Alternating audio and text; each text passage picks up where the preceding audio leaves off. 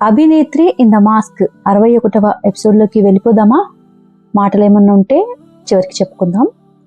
చీకటి పడకముందే దొరసాని హడావుడిగా లేచి రూమ్ నుండి బయటకు వచ్చేసింది. కాంతం కూడా హడావుడిగా స్నానానికి నీళ్లు పెట్టి దొరసానికి చేపించేసింది. దొరసాని వెళ్లి వ్యాన్లో కూర్చోగానే కాంతం తన కూతుర్ని ఆమె రూములోకి తీసుకువెళ్లి మంచం మీద పండబెట్టింది. గుడిలో ఆదమర్చి నిద్రపోతున్న అభినేత్రిని ఎత్తుకువచ్చి దొరసాని ఒడిలో కూర్చోబెట్టేసింది. ఏ కాంతం, నీ కూతురికి చెప్పు, ఈరోజు పంచాయతీలో నోరు విప్పొద్దని. ఎవరేమి మాట్లాడినా దించిన తల ఎత్తకుండా అలాగే కూర్చోమని చెప్పు, మిగతాదంతా నేను చూసుకుంటా అని దొరసాని డ్రైవర్ వైపు చూసి వెళ్దాం పద అన్నట్లు సైగ చేసింది. కాంతం తలదించుకొని అట్టనే దొరసాని, గట్టనే, మీ మేలు నేనెన్నటికీ మరోలేను అని వ్యానికి అడ్డం తొలగింది. నాకు నిజంగా చాలా అంటే చాలా వండర్గా అనిపించింది. ఏంటి, ఎవరైనా కష్టంలో ఉన్నారు అంటే డబ్బు సహాయం చేస్తారు, లేదంటే రక్తం ఇవ్వటమో, ఇంకా లేదంటే ఇంకేదన్నా ప్రాణమైనా ఇవ్వటమో చూస్తాం. కానీ ఆడవాళ్ళకి బాగా ముఖ్యమైన మానాన్ని అంత అవలీలగా మరొక పాప కోసం ఈ దొరసాని అలా ఇచ్చేసిందా? మరలా ఏమి ఎరగనట్లు అలా వెళ్ళిపోతుందేంటి? నాకే ఒక్క క్షణం ఆ అమ్మాయి మొహం సరిగా కనపడలేదు. కానీ ఎవరు మనకు కావలసిన అమ్మాయి అన్నంత మెలి తిరిగిపోతుంది, ఏమవుతుందో తనకి అని. కానీ ఈ దొరసాని చేసిన పని వలన ఆ అమ్మాయి బతుకు బాగుపడింది కదా అనుకున్నాను.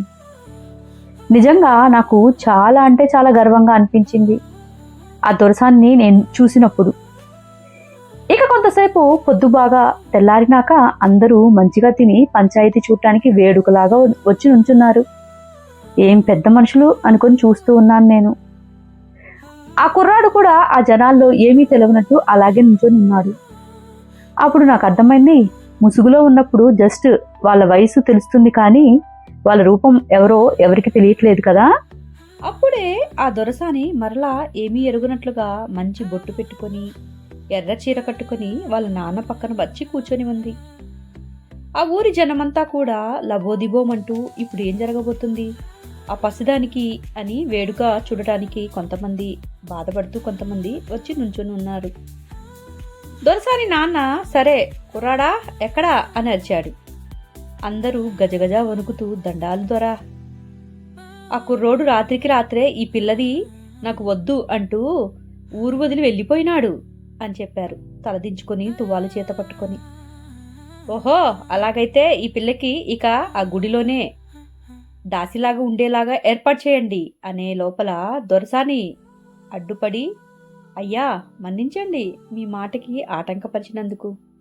ఈ పిల్ల ఆ కుర్రోడ్ని వద్దు అనట్లేదు కదా, ఆ కుర్రోడే ఈ పిల్లని వద్దు అనుకుని ఊరు వదిలి వెళ్ళిపోయినాడు. మరి ఇక ఈ పిల్లకి ఎందుకు దాసరికం? ఆ పిల్లకి ఇష్టమే ఆ కుర్రోని చేసుకొని పెళ్లి చెయ్యండి. అతను దొరక్కపోతే తీసుకొచ్చండి, వెతికి పట్టుకురండి, లేదంటే ఆమెని ఎవరో ఒకరికిచ్చి కట్టపెట్టండి అయ్యా, అది కదా న్యాయం అని అడిగింది. అందరూ ఒక్కసారిగా ఏం జరగబోతుందో అని ఆశ్చర్యంగా చూస్తూ ఉన్నారు. దొరసాని నాన్న మీసాలు తిప్పుతూ, ఆగుతల్లి, ఆ పిల్లోడు కలిసిన అమ్మాయిని వేరేవాడికిచ్చి ఎలా పెళ్లి చేస్తాం? ఈ ఊర్లో అలాంటోడు ఎవడున్నాడు పెళ్లి చేసుకోవటానికి అని గంభీరంగా అరిచాడు. గట్టంతా ఏంటయ్యా, ఆ రోజు నాకు కూడా ఇష్టం లేదు అంటే వేరేవాడిని ఇచ్చి పెళ్లి చేసుకోవడానికి సిద్ధం చేశారు కదా, ఈరోజు కూడా ఆ కుర్రోడికి అమ్మాయి ఇష్టం లేదు అంటే వేరే వాళ్ళని ఇచ్చి పెళ్లి చేయటంలో తప్పేముంది అని చెప్పింది. అప్పుడు వాళ్ళ నాన్న, సరే ఈ పంచాయతీ సాక్షిగా ఇక్కడ ఉన్న ఈ ఊరిలో మగాడిలో ఏ మగాడైనా ఈ పిల్లని పెళ్లి చేసుకోవటం ఇష్టమైతే ముందుకు రండి. ఇప్పుడే ఈ క్షణమే ఆ ముసుగులో ఉన్న అమ్మాయి ముసుగు దాటి బయటకు రావాలి, లేదంటే ఎప్పటికీ ఆ ముసుగు చాటనే దేవదాసులాగా ఉండిపోవాలి. ఇదే నా తీర్పు, ఇక దీనికి ఏమీ తిరుగులేదు అని పక్కనే ఉన్న ఇత్తడి చెంబు నుండి మజ్జిగ తాగుతూ చూశాడు అందరి వైపు తీక్షణంగా. అందరూ ఒకరి చెవులు ఒకరు కొరుక్కుంటున్నారు. అంతలో పక్కనూరి మంత్రి గారి బంటు దగ్గర పనిచేసే ఒక అబ్బాయి, 20 ఏళ్ళుంటాయేమో వాడికి, ధైర్యంగా తన నడుముకి కట్టుకున్న టువాల్ను ఇప్పి చేత పట్టుకొని, దొరా నీ బాంచన్ దొరా, గా పిల్లని నేను చేసుకుంటా, మా అయ్య బాబుకి కూడా కూడు పెట్టేటోడు ఎవడూ లేడు, నేనేమో గా మంత్రి గారి కొలువు కాడే పడి ఉండాలా, ఏ పొద్దుగాల పోతే రాత్రి దాకా వస్తా, ఈ పెళ్ళైతే కొంతమందికి మంచిగా ఉంటుంది, నాకు గా మంచి చెడు ఏమీ తెలియదు దొరా, నా ఇంట్లోకి ఏది మంచిదైతే నాకు అదే మంచిది. గా పిల్లని నేను చేసుకుంటా దొరా, జర మా మీద దయ ఉంచి ఒప్పుకోండి అని మొక్కుతూ చెప్పాడు. నాకెందుకు ఒక్కసారిగా అతను చూస్తే ఎక్కడో ఎప్పుడో చూసినట్లు నా గుండెల్లో దడదడ మొదలైంది. ఆ భావన ఏంటో అస్సలు తెలియటం లేదు. వెంటనే నా ఇంటిది నా అరచేతిని పట్టుకొని తన చేతి వేళ్ళని నా చేతి వేళ్ళతో పోనిస్తూ నిలుచొని ఉంది. ఏంటి నా హృదయంలో జరిగే ఈ కల్లోలానికి అర్థం ఏంటో నాకు అస్సలు తెలియటం లేదు. సరే, నాకు అనిపించింది అనుకో ఆ సన్నివేశాన్ని చూస్తూ. కానీ నా ఇంటి దానికి ఎందుకు వెంటనే నా గురించి తెలిసింది? అసలు అక్కడ జరిగేదానికి నాకు ఏంటి సంబంధం? నా మనసు ఎందుకు ఏదోలా అనిపిస్తుంది అంటూ చూస్తూ ఉన్నాను. అభినేత్రి ముత్తాత ఆజానుబాహుడులా ఉన్నాడు. చూడటానికి పాత సినిమాలో ఎస్పి రంగారావు లెక్క కొడుతున్నాడు.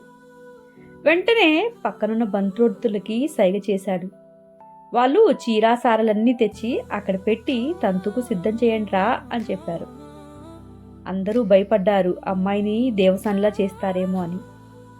కానీ వెంటనే ఇంటిలో నుండి అభినేత్రి బుజ్జిని చూడటానికి చాలా క్యూట్గా ఉంది.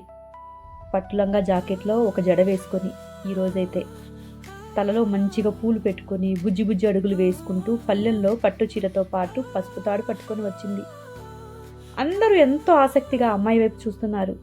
ఒక్కసారిగా చాలామంది ఆడవారి పెదవుల నుండి విశ్రాంతి నిట్టూర్పును చూశాను. మగవారి కళ్ళల్లో క్రోధం, ఆ అమ్మాయిని పొందలేకపోతున్నాను అని. ఇక ఆ క్షణంలోనే ఆమెకు అతనికి పెళ్లి జరిగిపోయింది అందరి సమక్షంలో. ఆ 13 ఏళ్ల అమ్మాయి మొహం మీద ఉన్న ముసుగు కాస్త తొలగించబడింది. ఇప్పటిదాకా ఆమె ముఖం దూరంగా ఉండటం వలన అటు తిరిగి ఉండటంలో నేను సరిగా గమనించలేదు. ముసుగు అమ్మాయికి కట్టు ఉండటం వల్ల నాలో చాలా తెలియని ఆరాటం ఏదో గుర్తుకు వచ్చి నాకు తెలియకుండానే నాలో ఏదో ప్రకంపన మొదలైంది. నేను నా ఇంటి దాని వైపు చూసి, హే, నాకు కూడా ఖచ్చితంగా నా 13 ఏళ్ల వయసులో మా ఊర్లో ఒక సంఘటన జరిగింది. నీకు ఇప్పటి వరకు నేను చెప్పలేదు, చెప్పాలి అనుకున్నాను కానీ నువ్వేమి అనుకోనంటే ఇప్పుడు చెప్తాను, చెప్పనా అని నేను నా ఇంటి దాన్ని అడిగాను. హే, నేనేమనుకుంటాను, తప్పకుండా చెప్పు అని తను నా చేతిని నిమురుతూ చెప్పింది.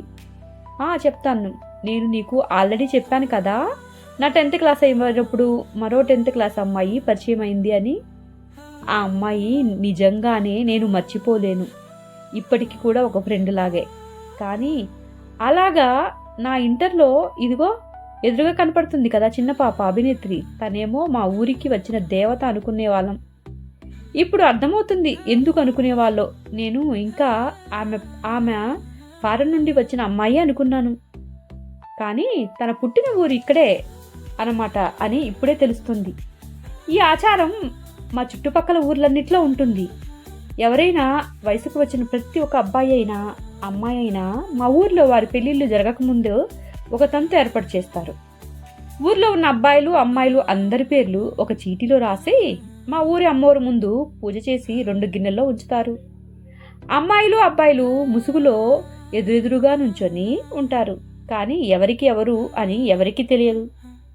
ఇద్దరు ఎదురుగా ఉన్న ప్లేట్ల నుంచి ఒక్కొక్క చీటీ తీయవలసి ఉంటుంది. వారి చేతికి వచ్చిన చీటీలో పేరు పైకి చూపిస్తే ఆ పేరు గల వాళ్ళు వారితో వచ్చి ఆ రాత్రి గడపవలసి ఉంటుంది. అది ఆ ఊరి ఆచారం. అలా మా ఊర్లో చిన్నప్పటి నుండి జరుగుతూనే ఉంది. నేను నాకు వయసు వచ్చేదాకా నిజంగా దాని గురించి అస్సలు పట్టించుకునే లేదు. ఇవన్నీ తప్పకుండా పాటించాలి నిజము అని ఆ రోజు నాకు తెలిసింది. నేను మంత్రిగారి కోడలను చూసినప్పటి నుండి చెప్పకూడదు కానీ నిజంగానే మనసు పడ్డాను ఏమో, నాకు అప్పుడు అది తెలియదు. నా ఫ్రెండ్స్ అందరూ ఎగతాళి చేస్తూ ఉంటే నేను ఒప్పుకునేవాడిని కాదు. కానీ నా మనసు మాత్రం గట్టిగా ఆమెను కోరుకుంటూ ఉంది. నాకెవరో అమ్మాయి తోటి ఆ రాత్రి గడపమని చీటీ వచ్చినప్పుడు చాలా అంటే చాలా కోపం వచ్చింది నాకు. హాయ్ గైస్, ఈరోజు 61వ ఎపిసోడ్ ఇప్పుడు అయిపోయింది. మీకు నచ్చిందని అనుకుంటున్నాను. నచ్చితే మీరు తప్పకుండా నా ఛానల్ని సబ్స్క్రైబ్ చేసుకొని మీ ఫ్రెండ్స్కి కూడా షేర్ చేయగలరు. ఇకపోతే నెక్స్ట్ ఎపిసోడ్ కోసం చూస్తారు కదా. నేను ఇది కొంచెం ఫాస్ట్గా ఇచ్చేస్తే శశాంక్ మీద కొంచెం ఫోకస్ పెట్టచ్చు అనుకుంటున్నాను. అభినేత్రి మరియు శశాంక్ ఒకటేసారి ఇవ్వాలి అంటే కొంచెం మైండ్ డిస్టర్బెన్స్గా అవుతుంది. అందుకనే నేను మీకు వీలైనంత త్వరగా ఇవి ఎపిసోడ్స్ ఇచ్చేయడానికి ట్రై చేస్తాను. ఇప్పుడు శశాంక్ సిరీస్ ఇంగ్లీష్లో కూడా అందుబాటులో ఉంది, తప్పకుండా చూడండి. ఉంటాను. ఇట్లు మీ అనుశ్రీ మెండు. Thank you.